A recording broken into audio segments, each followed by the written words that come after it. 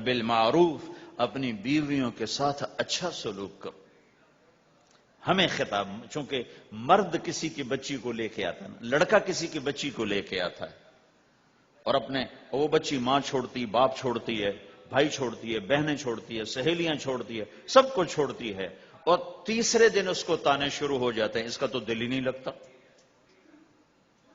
اور پہلے دن اپنی بیوی کو نصیحت دی جا رہے تھے، میری ماں کی خدمت کرنی ہے، میری کرنا کر، میری ماں کی کرنی ہے، میرے ابا کی کرنی، میری بہنوں کی کرنی، کسی کے سامنے تم نے بولنا نہیں، کسی کے سامنے اف نہیں کرنا. بے وقوف، اس سے محبت تو جتا پھرو، اس کے بعد جو کچھ کہے گا وہ کرے گی. پہلے دن ہی حکم. نہ تعلق بنا ہے، نہ محبت پیدا ہوئی ہے، اور نہ ابھی جوڑ بیٹھا ہے، اور پہلے دن حکم سنانے شروع کر دی. اس کے ذمہ نہ تیری ماں کی خدمت ہے، نہ تیرے باپ کی خدمت ہے، نہ تیری بہنوں کی خدمت. یہ ساری خدمت تو تیرے ذمہ ہے. ہمارا سسرال کا معاشرہ بڑا ظالم ہے. لاکھوں میں کوئی ایک گھر بچا ہوا تو الگ بات ہے، ورنہ میں تو دنیا پھری ہے. کیا دنیا دار، کیا دیندار، سب ظلم ہی ظلم ہے. اتنی نیک عورتیں تہجد گزار مصلی سے اٹھتی نہیں، تسبیح ہاتھ میں ہے، لیکن جب وہ ساس بنتی ہیں تو ایسا ظلم ان کے اندر سے نکلتا ہے کہ کانپ اٹھتے ہیں در و دیوار. جب عورت ماں ہوتی ہے تو اس کے روئیں روئیں سے محبت کے چشمے پھوٹتے ہیں.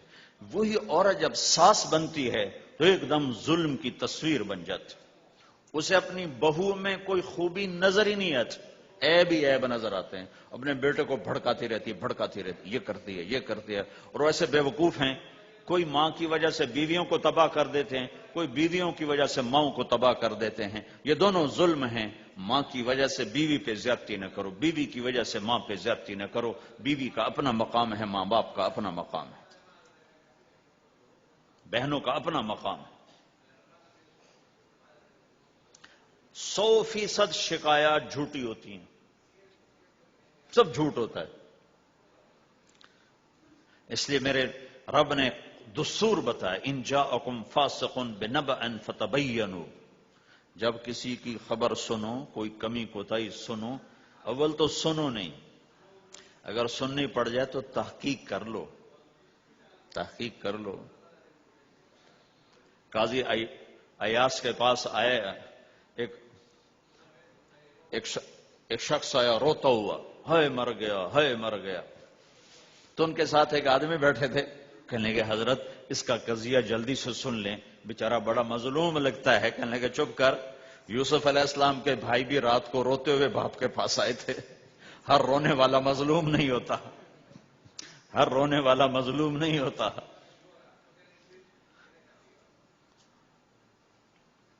اپنے گھروں کی فضا بناؤ، کمی سنو ہی نہیں.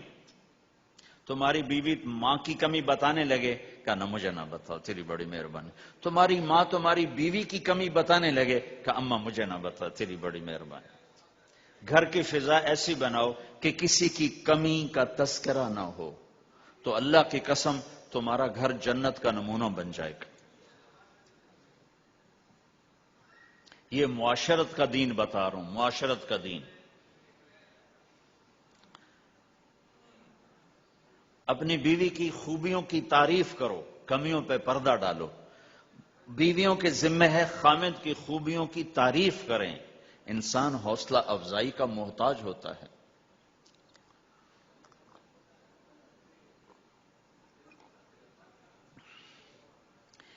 ایک بزرگ ہے اپنے کسی مرید کے گھر، تو وہاں انہوں نے کھانا کھایا، کھانا ان کو پسند آیا. کہنے لگے اپنی بیگم کو پردے میں بلاؤ. تو انہوں نے اپنی بیگم کو پردے میں بلایا، کہا بیٹی میں نے تیرا ہاتھ کا کھانا کھایا، بہت مزیدار تھا، اللہ تمہیں جزائے خیر دے، تم نے بہت اچھا پکایا. تو وہ زارو قطار رونے لگی. تو انہوں نے پوچھا بیٹی کیا ہوا، میں نے تو کوئی ایسی بات نہیں کی. کہ نہیں حضرت آپ کی بات پہ رونا نہیں آیا، رونا اس پر آیا ہے کہ 30 سال سے میں اس شخص کے ساتھ رہ رہی ہوں، کبھی ایک دفعہ اس نے میرے ہاتھ کے پکے کی تعریف نہیں کی.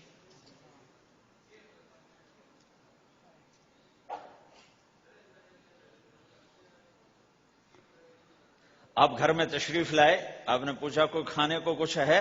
ام سلمہ رضی اللہ عنہ کا گھر، کہا یا رسول اللہ آج تو کچھ نہیں، سرکہ ہے۔ کہا واہ واہ واہ واہ، نعم الادام الخل، سرکہ تو بہت اچھا سالن ہے۔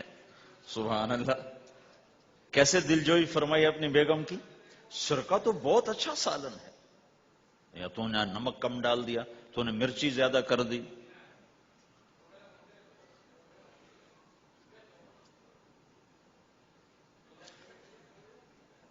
ہم رائمنڈ میں پڑھتے تھے نا، تو پکانا ہمارے ذمے ہوتا تھا، تو ہمیں پتا کہ پکاتے ہوئے کیا گزرتی۔ جب 2,000 آدمی کی روٹی ہم پکاتے تھے، 5 بوری آٹا گوندا ہے ہاتھوں سے، اور 10 من کھڑے ہو کے روٹی لگائی ہے، سخت سردی میں بھی سخت گرمی میں بھی۔ سردی میں جب رات کو آٹا گونتے تھے ہم، تو ہمارے ہاتھ ایسے اکڑ، تم تو سردی دیکھتے ہی نہیں ہو، ہاتھ ایسے اکڑ جاتے تھے، اور صبح 4 بجے اٹھ کے روٹی پکانا شروع کرتے تھے، 2,000 آدمی کی روٹی پکانی ہوتی تھی۔ تو اب کوئی آ کر کہتے انہیں کچی روٹی پکائی، تو جی دادا ایک تھپڑ اس کے منہ پہ مارے کہ 4 بجے کے ہم اٹھے ہوئے ہیں، پکا پکا برا حشر ہو گیا، کہتے کچی پکائی۔ بھائی صبر کر کے چپ کر کے کھا جا۔ مولانا الیاس صاحب رحمت اللہ علیہ ایک اپنے مرید کے گھر گئے، تو اس نے کھیر بنا کر پیش کی۔ اچھا، نمک اور چینی ایک جیسے ہوتے ہیں، وہ دیہاتی عورت سمجھ نہ سکی، چینی کے بجائے نمک ڈال دیا، تو انہوں نے جا سب سے پہلے مولانا الیاس صاحب کے سامنے کھیر رکھی، تو آپ نے جو چکھی تو وہ تو تھی کڑوی، کہنے کہ بھائی واہ واہ واہ واہ واہ واہ، بڑی مزے کی کھیر، ساری لیا میں اکیلا کھاؤں گا، کسی کو نہیں کھانے دوں گا۔ ساری کھیر کھا گیا، اس پر پردہ ڈالنے کے لیے۔ وہ تو جب انہوں نے کہا مولانا الیاس کا بچا ہوا تھوڑا سا میں جب چکھا تو کڑوا جا، ہائے مر گئی، یہ تو سارا نمک ڈالا ہوا تھا۔ ایک دفعہ ہماری جماعت چنیوٹ میں تھی، تو ہمارے ساتھیوں نے چائے بنائی، تو وہ اندھیرا سا تھا، تو چینی کے بجائے نمک ڈال دیا، اور دسترخوان پہ لے آئے، سب پی رہے، واللہ میں آنکھوں سے دیکھا بتا رہا ہوں، مولانا الیاس کا تو سنا بتا رہا ہوں، کسی ایک نے نہیں کہا کہ یہ کڑوی ہے، چپ کر کے پی رہے، چپ کر کے پی رہے، کسی ایک نے نہیں کہا۔ باہر ایک دیہاتی کھڑا تھا، تو میں نے اس کہا چاچا آتے نو چاہ پی ماما، وہ آ گیا، اس نے پہلا گھونٹ بھرا، ہوئے تھا کوڑی ہے، اس نے بانڈا پھوڑ دیا۔ پھر سارے ساتھی ہنس پڑے کہ چاچا ہم نے تو پردہ ڈالنے کی کوشش کی تھی خدمت والوں پر تو نہیں پردہ چاک کر دیا، بانڈا پھوڑ دیا۔ کیا خوبصورت تربیت۔ 8 سال ہم نے دیگیں پکائی ہیں اور روٹیاں پکائی ہیں رامن میں پڑھتے ہوئے، تو پکانے والا کتنا کھپتا ہے۔ مفتی زین العابدین صاحب رحمت اللہ علیہ ہمارے بزرگ تھے، بڑے نفیس، تو وہ روٹی بڑی نفیس کھاتے تھے، تو ان کے لیے مجھے فرمایا اس روٹی تو بنا۔ اب میں ڈر رہا تھا کہ پتہ نہیں مفتی صاحب کو پسند نہ آئی تو کیا بنے گا۔ حوصلہ افزائی کتنی ضروری چیز۔ اب وہ میں روٹی ناشتے میں لا کے رکھی، اور اللہ کا فضل، اب تو خیر بھول بھلیاں ہو گیا، ورنہ بہت نفیس روٹی میں بناتا تھا۔ ایک دفعہ میں گھر میں تھا، تو رمضان کا مہینہ تھا، تو کسی کی آنکھ نہیں کھلی، گرمیوں کا رمضان، تو میری آنکھ کھل گئی، تو سب سوئے پڑے، نوکر بھی گھر والے بھی، تو میں نے کسی کو نہیں اٹھایا، چپ کر کے جا کے پرات اٹھائی اور روٹیاں پکانی شروع کر دی۔ جب ساری روٹیاں پک گئیں، آخری پیڑا میرے ہاتھ میں تھا، تو میری بڑی بہن کی آنکھ کھل گئی، اس نے دیکھا تو میں روٹیاں پکا رہا، کو تیرا بھلا ہو جاوے، ایک ہی کیتا، میں کہا روز تم پکاتی ہو، آج میں پکا کے دے رہا ہوں، اس میں کیا ہے۔ تو میں نے روٹی پیش کی نا، تو مفتی صاحب نے 1-2 لقمے کھائے، تو میں کھڑا سے کانپ رہا، پتہ نہیں اب کیا ہوتا، کس نے پکائی ہے؟ میں نے کہا جی میں نے پکائی، ماشاءاللہ بہت اچھی پکائی۔ تو میرا دل اتنا بڑا ہو گیا۔ حوصلہ افزائی کرنا، برائیوں کو، ہماری معاشرت کیا ہے، 100 खूबियों में से एक कमी को निकाल के पकड़ लेना और 100 पे काटा। 100 नजर नहीं आती, एक कमी को पकड़ के उसे उछाल रहे उछाल रहे उछाल रहे उछाल रहे उछाल रहे।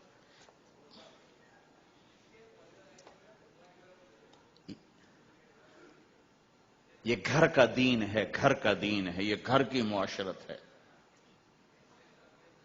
कि एक दूसरे की हौसला अफजाई हो, उससे दिल बढ़ता है, दिल बड़ा होता है।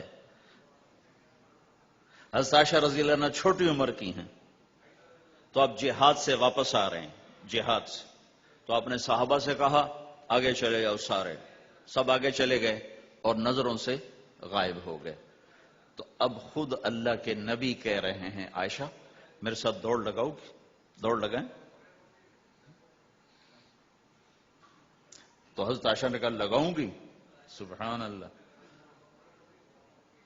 सारे आलम का हादी तुम्हें घर की जिंदगी बता रहा है कि घर में जिंदगी कैसी होती। ये मौलवी साहब चाहते हैं फतवे से घर चलाऊं, फतवे से थोड़ा ही चलता है, वो तो मोहब्बत से चलता है।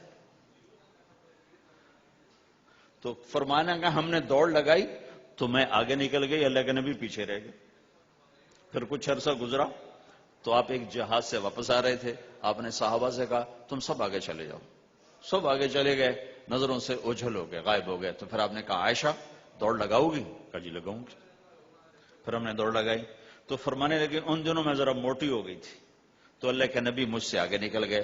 तो आपने कहा हादिही बितिल का, अब तेरा मेरा हिसाब बराबर हो गया, पहले तू जीत गई थी, आज मैं जीत गया। आयशा रज़ी अल्लाह तआला अन्हा को लुक में बना के खिलाते थे। बड़ी बड़ी बोटियां खाने का रिवाज था अरबों में, बड़ी बड़ी बोटियां बनाते थे, छोटी छोटी बोटी नहीं होती थी। तो आयशा रज़ी अल्लाह अन्हा ने मसलन बोटी उठाई, कभी कभी घर में महीने में एक आध दफा गोश्त बनता था, तो आप बोटी उठाकर ऐसे खाती नोचती, तो सारी तो एकदम खाई नहीं जाती, तो रख देती थी। तो अल्लाह का नबी वही बोटी उठाते थे और हज़रत आयशा को दिखाकर जहां से उन्होंने खाया होता था वहां से खाते थे। तो आयशा रज़ी अल्लाह अन्हा पानी का प्याला उठाती और पीती, वो पहले भी बड़े होते थे, ऐसे छोटे गिलास नहीं होते थे, तो वो पीती, तो जब रख देती तो अल्लाह का नबी प्याला उठाते, जहां अम्मा आयशा के होंठ लगे होते थे वहां होंठ लगा के पानी दिखा के ये करते थे। ये बता रहे हैं इजहार मोहब्बत रिश्तों में बहुत जरूरी है,